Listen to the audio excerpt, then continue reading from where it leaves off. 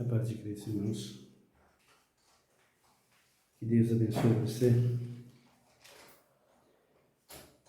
e toda a sua família, a sua casa. Que a bênção do Senhor esteja contigo para sempre. Nós estamos meditando na palavra de Deus e estamos falando sobre os 10 mandamentos da lei divina. Acabaram os 10 mandamentos, saiu os 10 mandamentos, não há mais 10 mandamentos para se obedecer nesta geração que nós estamos vivendo. Como funciona? Por quê?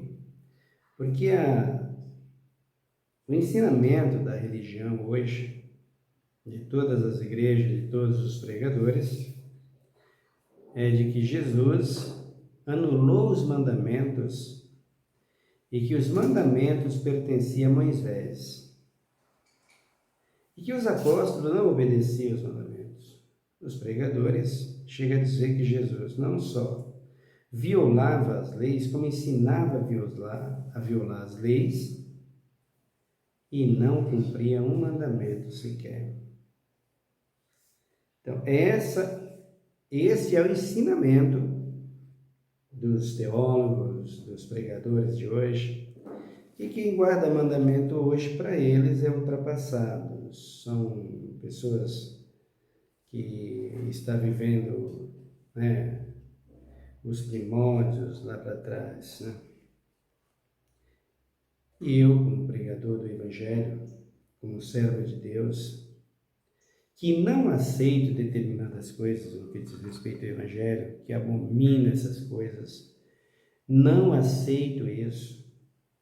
Estou fazendo questão de pregar o Evangelho e mostrar, dentro da palavra de Deus, de Gênesis a Apocalipse, quem não obedeceu os mandamentos do Senhor está condenado. Não vai ser condenado, está condenado. E você precisa saber o que é os 10 mandamentos? É só acompanhar o que nós estamos falando. Vem aqui na coluna de Betel, você vai ver o que é mandamento. Talvez você nunca ouviu desse jeito. Por isso é que você não quer ouvir, né? Não quer ouvir? Não me preocupo com isso, não. Minha obrigação é pregar. Isso é problema teu. Esse é o meu dever. Bom seria se você ouvisse. Bom seria se você refletisse. É a tua salvação que está em jogo. Mas tu prefere ouvir o teu teólogo, o teu pastor, o teu bispo, aquele que gosta de te pedir logo 5 milhões de uma vez, 10 milhões, Esse é o pedido dele, de te oferecer milagres que Deus não está fazendo, que o Filho de Deus não está fazendo, e oferecer um Espírito que não é o Espírito de Deus, porque não está dentro das igrejas, 90% e 9,9% o Espírito não está. Na vida de alguns ali, ele esteja. Mas o resto são movimentos carnais e religiosos, como todas as religiões. Então, você refletindo e ouvindo, você vai saber. Se de Gênesis a Apocalipse não há os mandamentos, se Mateus para frente não tem mais ordenança dos mandamentos, cuidado com o rigor é maior. Eu já disse isso, de Mateus para frente até Apocalipse, a cobrança sobre os mandamentos é mais rigorosa do que o que era antes. Precisa ter cuidado com isso. Por quê, queridos? Porque a aplicação dos mandamentos antes de Cristo era mais simbolizando a vinda de Cristo. E os filhos de Israel, que não obedecessem os mandamentos e que representava a nação escolhida de Deus, seria condenado, seria mortos por causa dos mandamentos. Então nós tínhamos aquela lei que era aplicada no olho por olho e dente por dente. Tudo isso influenciava para uma nação justa, fiel e separada por Deus. Mas essa nação de Israel cumpriu o tempo dela. Passou os tempos, Cristo veio, a maioria de muitas leis foram abatidas em Cristo, e com a vinda de Cristo, Israel deixou de ser a nação peculiar, a nação menina dos olhos de Deus, e passou a ser nação como todas as nações no que diz respeito promessa, salvação. Então, a nação de Israel recebeu o cumprimento da promessa, a profecia. O Filho de Deus veio. Então o Filho de Deus veio, mas eles rejeitaram. A Bíblia diz que veio porque era seus, mas os seus não a receberam.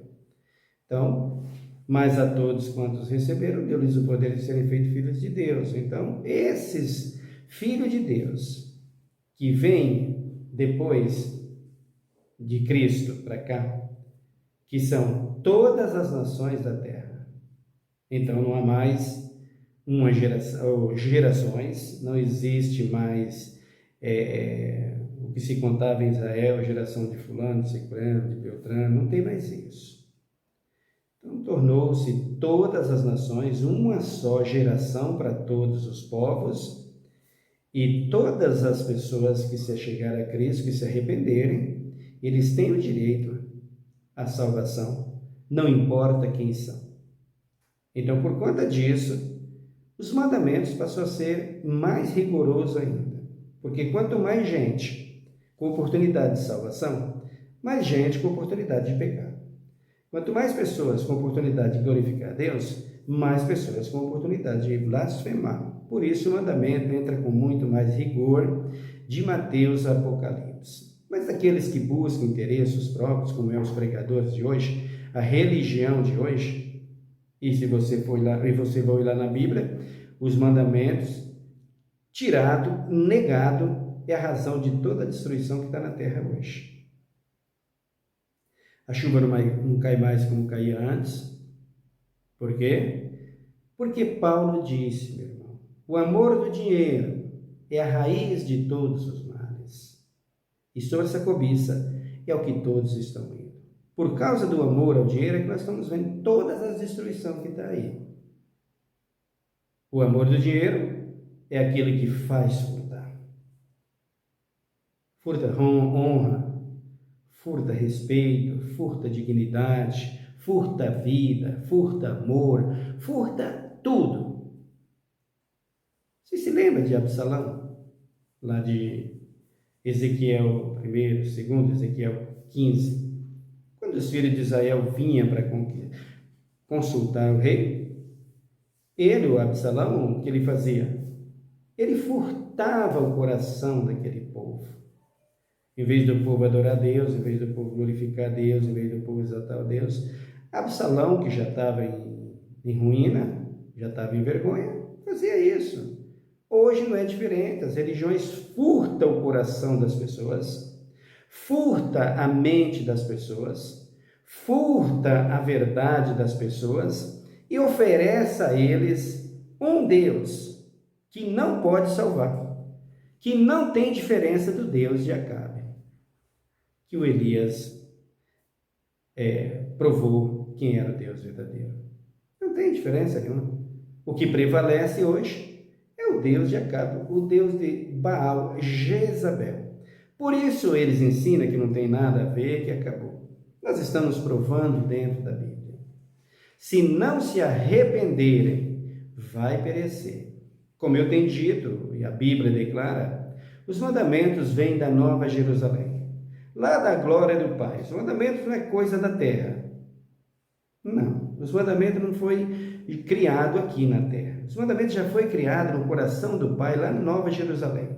Já estava com ele, já veio com ele. Quando essa terra foi feita, quando esse mundo foi feito, quando esse planeta foi feito, esses mandamentos foram criados juntos, ou foram declarados juntos. Desde Gênesis, os mandamentos prevalecem. Não todos, não todos. Se você olhar, nós falamos já no primeiro mandamento, ou melhor, no primeiro vídeo desse mandamento não furtarás, a condição de Jacó. Mas eu vou repetir lá para você dar uma olhada melhor, você que vai ver esse vídeo. Gênesis capítulo de número 33. Eu quero que você acompanhe. Para você ver se tem ou não tem mandamento na palavra ou lá no Velho Testamento, e no Novo Testamento você vai ver já. Gênesis 30 e versículo de número 33. Olha o que nos diz aqui a Bíblia.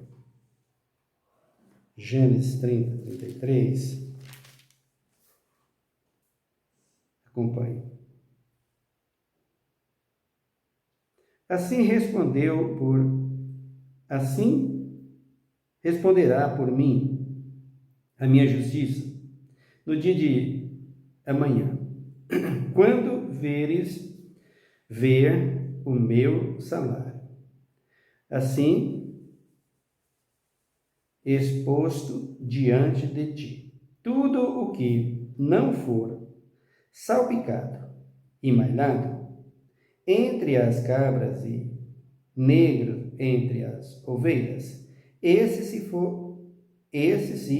for achado comigo, será tido por furtado. Disse Labão: concordo, seja conforme a tua palavra. Labão, sogro de Jacó. Todas as pessoas falam que o nome de Jacó é trapaça, as pessoas declaram isso. A palavra Jacó quer dizer trapaceiro. Trapaceiro é para vocês. Para mim, Jacó muito leal. Um dos mais leais na Bíblia. Trapaceiros são vocês que estão fazendo trapaça aí nos mandamentos, dizendo que é o servo de Deus. Eu nunca vi uma geração de gente tão terrível como está a geração dessa gente agora, desses pregadores que estão por aí agora, pentecostais, neopentecostais, envolvidos na política em todo lugar, e acusar o servo de Deus de Gênesis e Apocalipse. Como pode, irmãos? Eu não consigo entender. Como eles têm essa coragem? O Jacó, ele foi aquele filho de Isaac, né, que veio com o seu irmão Esaú. Esaú perdeu a direção porque era rebelde, perdeu o direito de primogenitura. Jacó ganhou o direito de primogenitura, e a promessa de Deus em Abraão, Isaac e Jacó, que ele tinha feito de Abraão ser pai de nações, só veio ser concluída em Jacó, o filho de Isaac. Então, no caso, neto de Abraão, o Jacó. Então, Jacó, quando ele é enviado para a casa de Labão, ele chega lá para cuidar das coisas de Labão, cuida do gado de Labão, das ovelhas, do rebanho de Labão. E onde o servo de Deus está, a bênção está junto, viu, queridos? Se você está numa igreja que o pastor, para pagar os aluguéis dela e as coisas dela, tem que chorar, implorar e fazer mil e uma coisas, isso não é de Deus, tá? Por quê? Porque Deus diz que ele honra a obra dele. Ele sustenta sem precisar de nada disso, através de dízimo e oferta e daquilo que os irmãos voluntariamente se dispõem a ajudar. Se ele está assim, se a igreja está assim, isso não é obra de Deus. Esquece, isso é coisa de homem. Esquece que isso não é obra de Deus. Obra de Deus não tem nada disso. Quando o homem é de Deus, a bênção acompanha ele por toda parte. Quando a obra é de Deus, Deus sustenta a sua obra. Foi isso que ele falou para os seus apóstolos, quando ele enviou. Não é para vender, não é para comercializar, não é para negociar com o meu nome, com a minha palavra, com a minha obra, com os milagres. De graça recebe, de graça dá, e foi isso que Cristo ensinou. Se a igreja está nesse pé, essa igreja não pertence à obra de Deus, não pertence a Deus, isso é obra do homem, isso é obra da carne, é obra terrena, é obra religiosa. Não tem nada a ver com Cristo Jesus. Então se observe bem isso. Então Jacó, que tinha a bênção de Deus, chegando na casa de Labão, se interessou pela filha de Labão, a Raquel. E você já sabe que ele ficou ali um tempo trabalhando 7 anos por Raquel. Passou 7 anos, Raquel, o sogro dele, isso aqui a gente tem que dar primeiro a mais velha, né? Casa a mais velha. O dote que você pagou de 7 anos de trabalho será pela minha, pela mais velha. Raquel não. Se você quiser Raquel, você vai ter que trabalhar mais 7. Como Jacó gostava da moça, e era promessa de Deus na vida dele, ele trabalhou mais 7 anos e teve o direito garantido às 2 filhas de Labão. Quando termina tudo isso, ele dá de ir embora. Quando é para ele ir embora, o Labão diz: não vai, porque tu me abençoou, esse tempo que tu ficou aqui, Deus me mostrou que ele está contigo, e tudo que é meu cresceu e prosperou, e eu te quero comigo. Me fala um salário que eu te pago. O Jacó disse: salário. Tá bom, eu vou ficar contigo, mas eu faço o meu salário. Ele pegou a proposta dele, apresentou a Labão a respeito das ovelhas. Se você ler o texto, você vai entender melhor. Não vou ler, é muito extenso, você pode ler, você vai entender melhor o que aconteceu.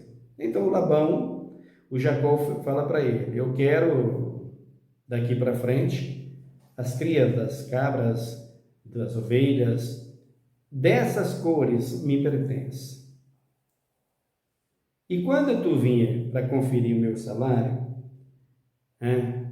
o Labão ia ver o salário de Jacó. Como é que ele faria isso?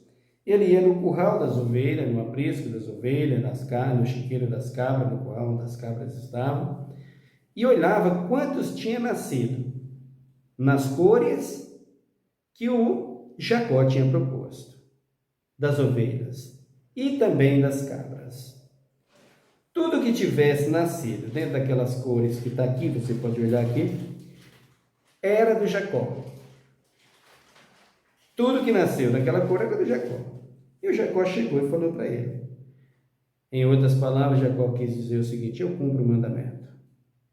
Eu sou fiel, eu sou leal, eu sou sincero, eu sou justo.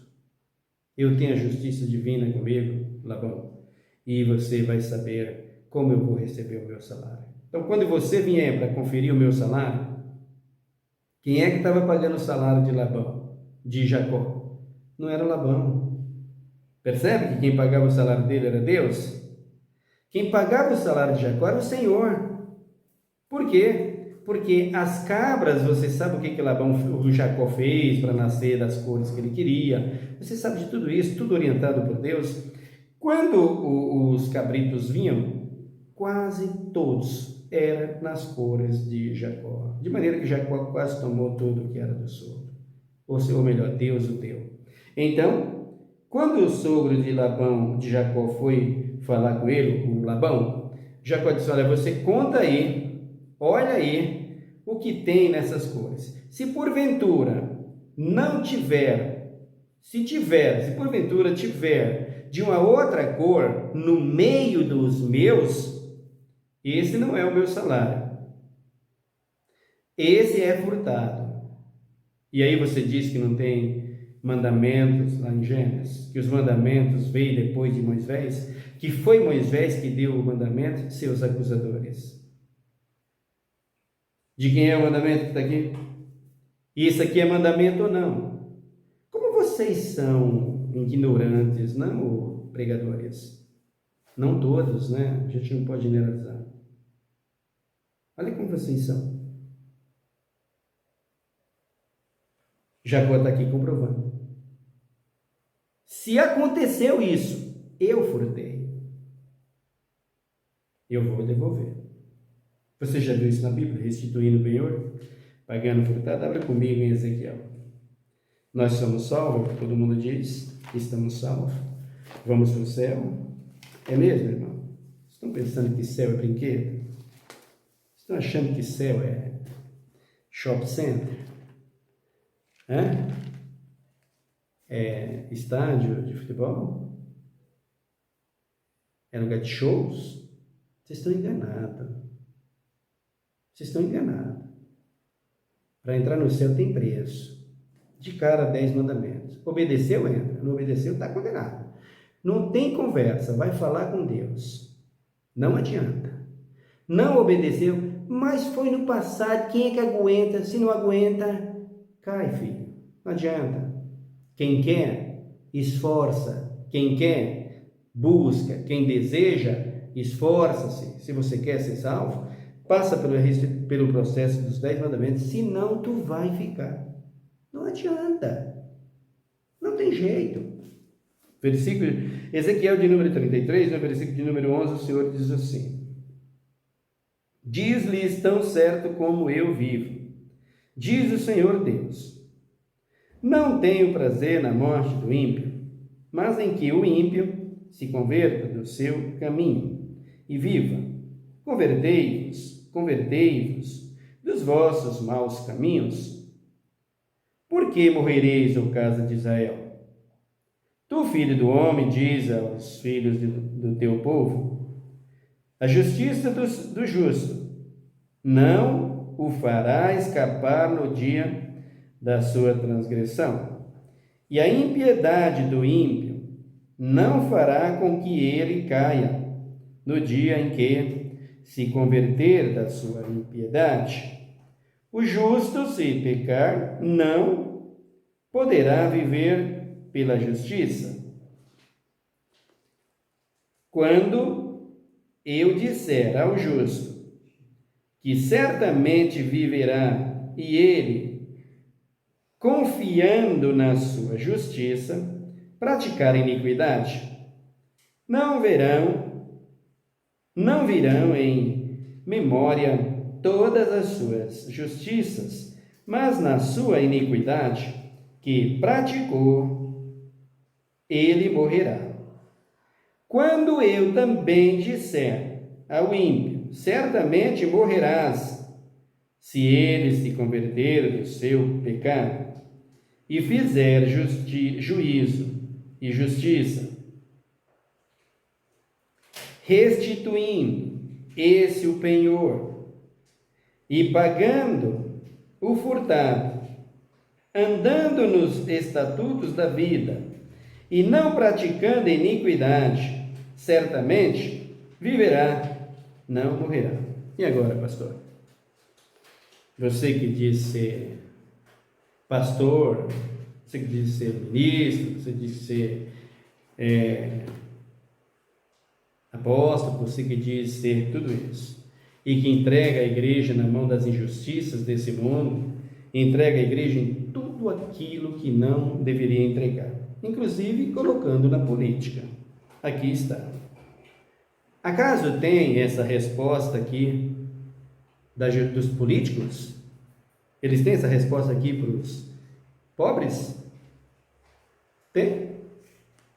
Irmãos, eu vejo cada coisa. Você que entrou aí como pastor e diz que é pastor, e diz que é extremamente evangélico, que é justo, que é leal, e que está aí, que não aceita isso, que não aceita aquilo. Você percebe isso aqui? Você está contribuindo para pagar o penhor, para restituir o penhor?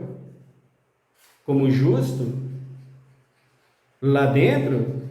Você é exemplo lá dentro para os demais? Você é exemplo lá dentro para quem está aqui fora? Você que sabe, pastor, você que sabe, teólogo, que está aí na política. Você é exemplo? Irmãos, eu começo a olhar as coisas, eu fico olhando, né?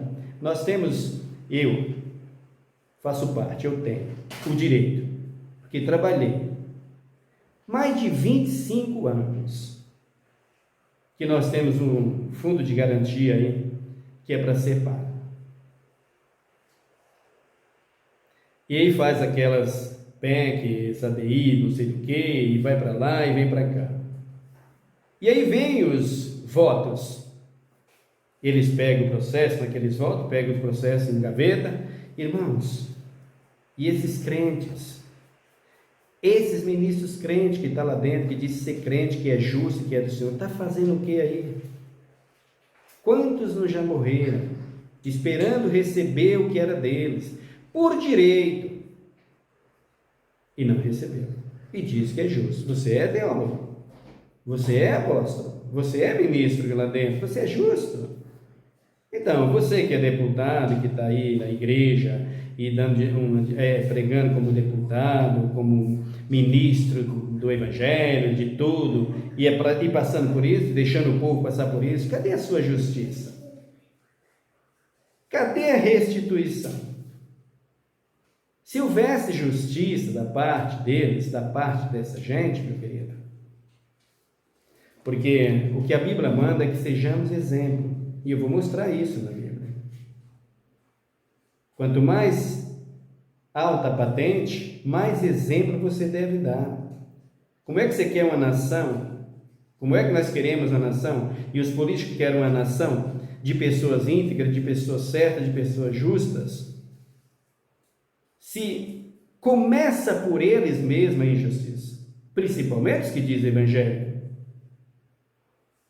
Então eles pegam aquele processo, joga lá numa gaveta, depois vai tirar, já rola 25 anos. Paga? já tem mais de 25 anos, e diz que pertence a Deus, pega a Bíblia, leia, e lê e ainda fala, conhecereis a verdade vos libertará. Para de ser fariseu, rapaz. Tu está aí dentro fazendo o quê? Multiplicando o teu pecado, só isso. Aí vem aquela outra, das pessoas que tem como revisão da vida toda. O camarada trabalhou desde 1960, não sei quando aposentou, tiraram do pobre, coitado.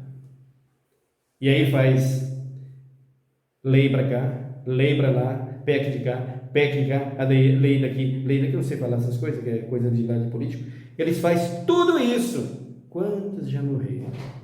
Esperando pegar o que é seu. E assim eles vão fazendo. Tirando da gaveta e colocando na gaveta. Tirando da gaveta e colocando na gaveta. E o pobre esperando o direito dele. Como vocês querem um povo justo? E como vocês querem ser honrado? Fala. Você que é evangélico, deputado, senador, vereador, e que está no meio disso, dizendo ser justo, dizendo ser do Senhor, fala, você.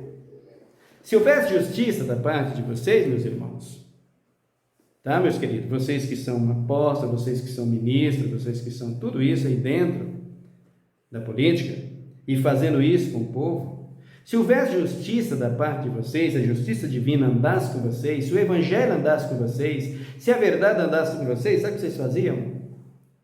Vocês diziam, não, isso aqui não precisa fazer um regime de lei, isso aqui só requer de nós uma autorização. Passa a autorização, entrega na mão do senhor presidente para que ele assine e pague ao povo. É do povo, não é teu. Restitui o penhor, rapaz. Paga isso aqui, porque isso aqui está furtado do povo. Isso foi só aqui no Novo Testamento? Vou te mostrar o que Paulo diz. Para você que está aí dizendo ser pastor, ser apóstolo, e que é ministro, que é deputado, e que deixa, e que essas coisas acontecem perante os teus olhos, e tu acha que está certo. Abra-me em Romanos 2. Romanos 2. O apóstolo Paulo dizendo aqui, você que diz que no Novo Testamento não tem mais isso, que foi lá no passado. Romanos 2, no versículo de número 21, eu vou ler do 17. Mas tu que tens por sobrenome judeu, e repousa na lei, e te gloria em Deus, e conhece a sua vontade, e aprova as coisas excelentes, sendo instruído na lei, e confias que és guia dos cegos, luz dos que estão em trevas, instruidor dos nécios, mestre de crianças que tens a forma da ciência e da verdade na lei, tu, pois, que ensina a outros, não te ensina a ti mesmo? Tu que pregas que não se deve furtar e furta? E agora? Como é que faz? Você está aí nas leis. Você é pastor, né? Você vai na sua igreja e quando você está pregando lá que você chega um artista, né? E isso aqui, pastor. Isso aqui, deputado. Você que disse evangelho. Como fica? Como é que fica a igreja? Que moral você tem na sua igreja? Porque para mim você não tem moral nenhuma. Você pode ter moral para todo mundo. E se para mim, pobre, né, indoto como eu, vejo que não tem valor nenhum a sua justiça, imagina para o justo Jesus, onde você está. Aí ele diz aí, ó, tu, pois, que ensina a outros, não te ensinas a ti mesmo? Tu que prega que não se deve furtar e furta, é do povo, queridos. O que você está fazendo aí? É do povo, é do pobre, é do trabalhador. Aí ele diz aqui, ó, tu que diz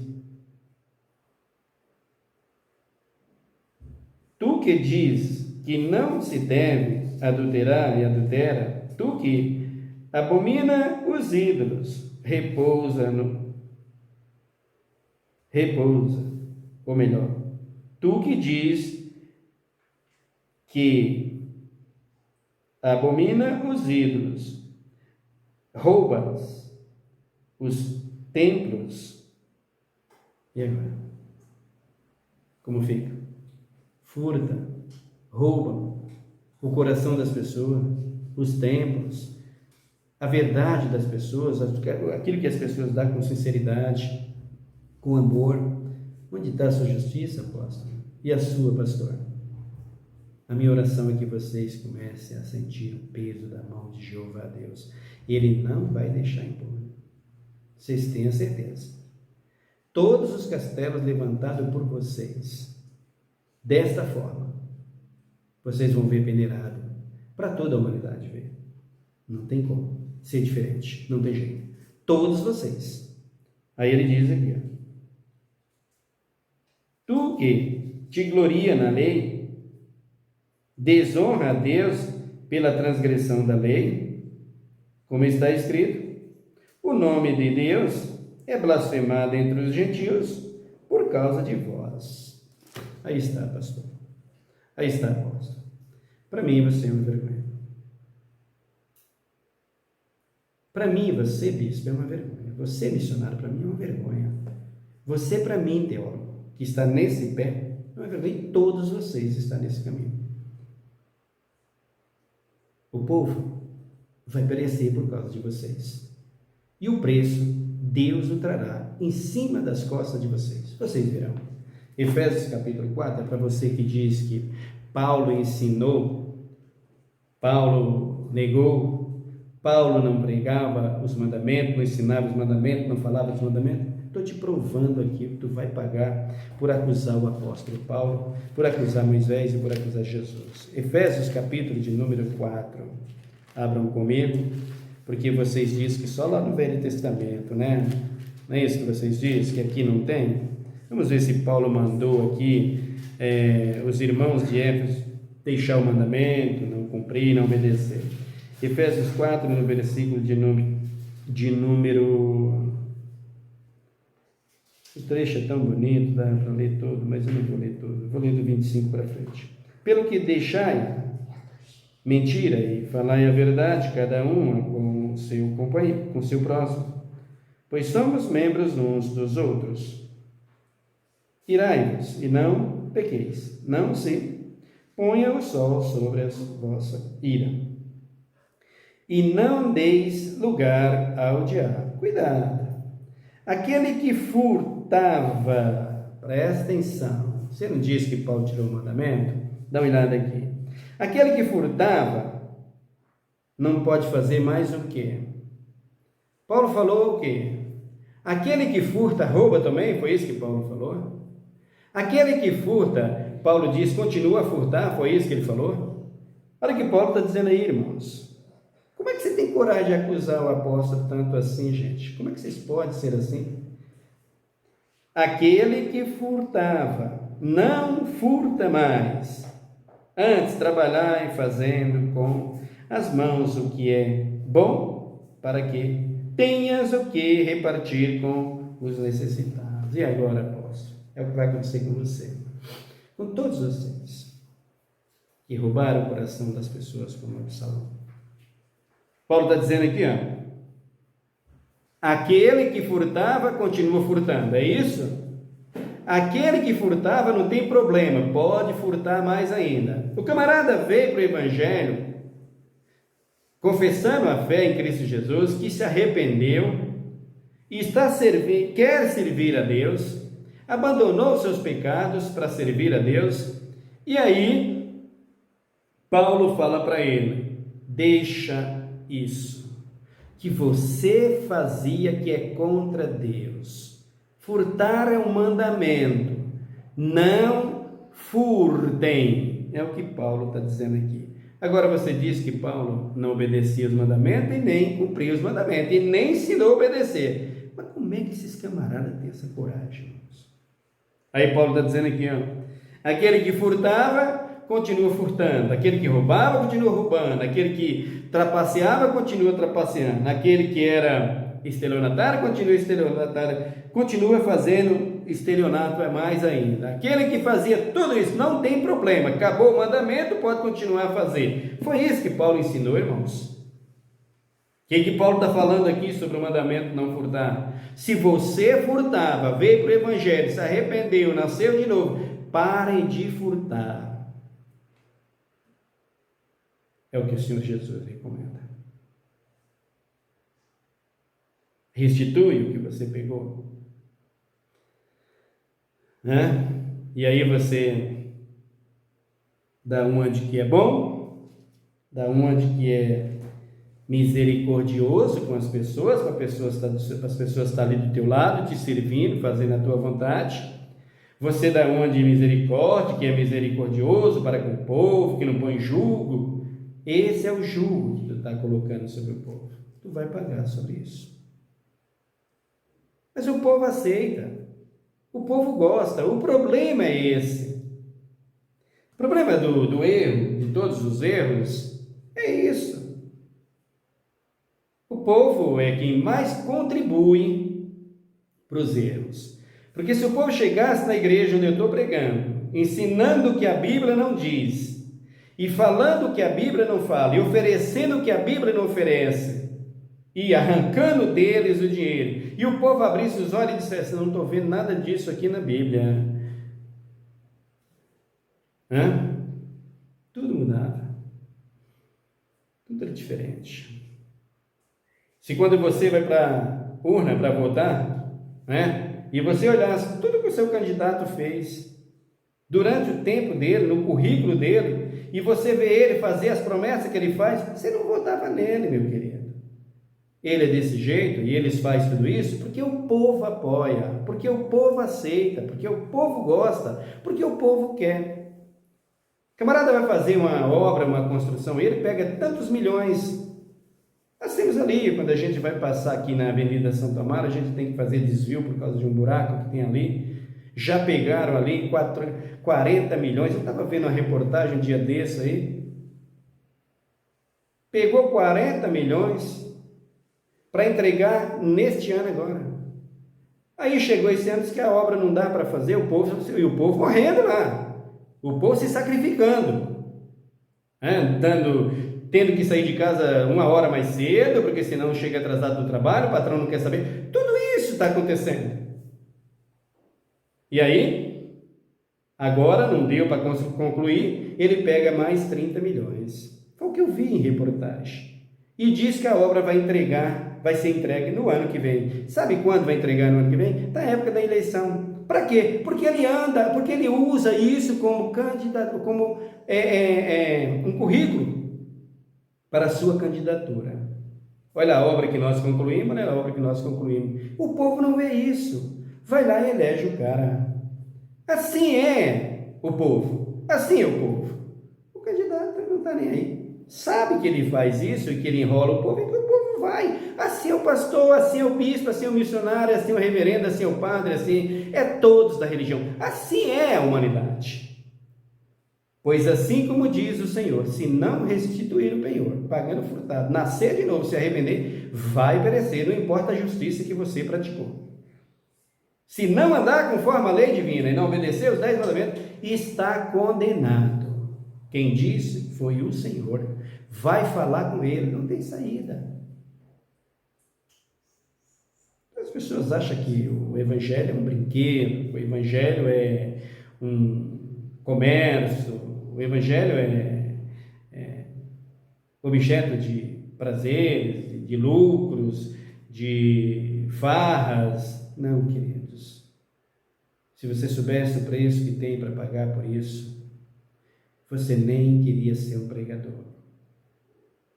O camarada faz de tudo. Por isso é que nós nunca vamos ter uma nação justa, uma nação correta, mais ou menos correta. Justa a gente não vai ter mesmo, mas que anda diferente por causa dessas coisas. De quem é a culpa? Do povo. Se o povo abrisse os olhos e entendesse que eles são os escravos dessa gente, que essa gente é o pastor, o apóstolo, o bispo, o missionário, eu que estou pregando aqui. Se eu vivesse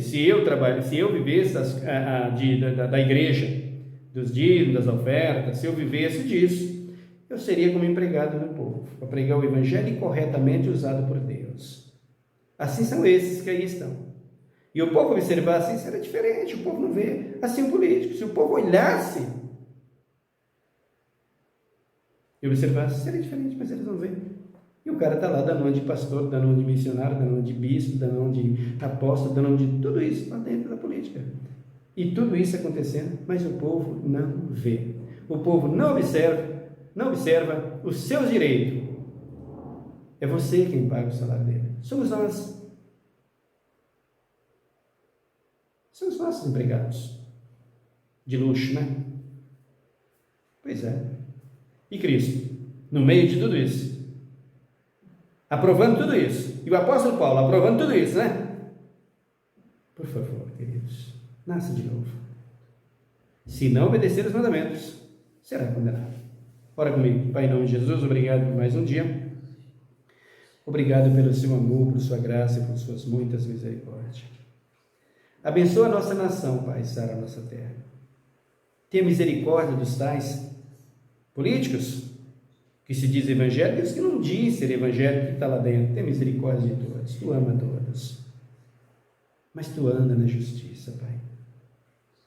Para que, meu Deus e meu Pai, nós possamos ver uma nação muito mais tranquila e sossegada, onde opera o amor, a fé, a retidão e a justiça do Senhor, por um povo que te adora, que te ama, que te louva, que te exalta e que guarda os teus mandamentos. Abençoa todos eles. Salva, Pai, os políticos da nossa nação. Salva, Pai, a tua igreja. Abençoa o teu povo.